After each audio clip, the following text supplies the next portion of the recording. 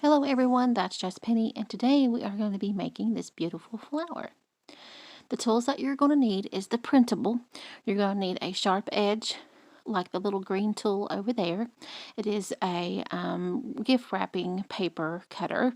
It just has a straight edge. You're going to need something like a straw or a paintbrush, or the little pokey tool will work.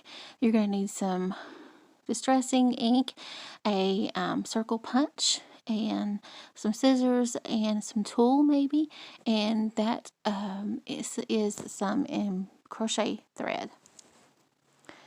And you're going to need the printable. The printable comes in several sizes. Some has more flowers on them, the flower petals. It's the Print, Cut, and Create Messy Flower. There are, I think, 5 or 6 different sizes. I can't remember. But all that we are going to do is we are going to gather all of our supplies, print our page. I'm using archival cocoa color, and I have ripped 2 flowers out. The instructions are there as well, but I wanted to show you the process of how I create mine. Even though I ripped them out, and even though the printable is distressed, I still want to go back over the edges with my cocoa archival ink.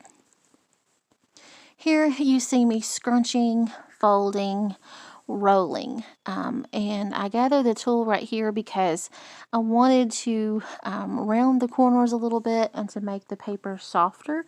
I printed these on regular copy paper so that it wouldn't be cardstock or anything like that.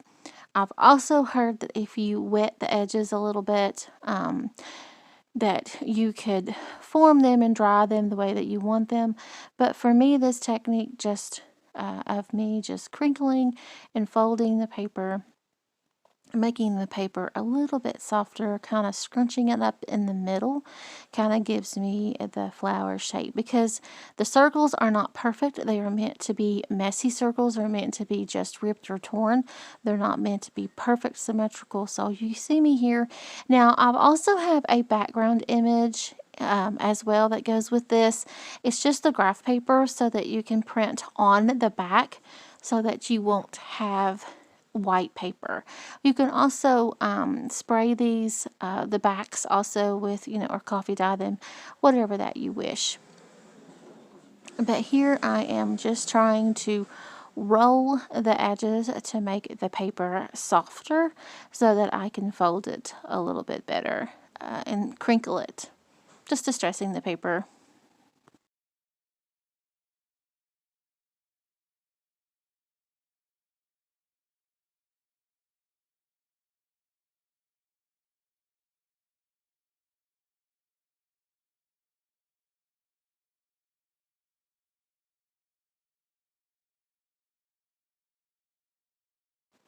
This tool that I'm using has a straight edge. You can use a razor blade or a craft knife just to run across the edges to make the edges more distressed. This was a gift wrapping tool. It's a Scotch brand. I picked it up at a thrift shop. It's used to cut wrapping paper and things like that. So you can't get cut with it. It's a safe tool. Here I am using my glue gun to glue some tulle down in between my layers so that I can give the flower some dimension. And this is some crochet thread that I am using also as a messy circle. And then I have the last layer there on top, and there comes my button. Now, if you don't want to use the glue, because it does add some dimension as well, you can also use a needle and thread to sew your flower and your messy flower together. So I actually do both just to show you how more decorative you can add. I'm using my rubber slider pad for my distressing tool for my ink. So I hot glued it to the lid of my ink. It is rubber on one side, and it is felt. It has felt on the other side. So that's what I'm using to poke the needle through the hot glue, which it is super cute that way as well. Of course, you could only just put the thread through the button and then glue the button on, but I kind of wanted it to pull all together in case the glue does decide to break away. Here I'm cutting a circle from the circle punch. It's a sticker adhesive paper so that I can use it as a sticker. And there you see the tools once again, and you see the finished flower.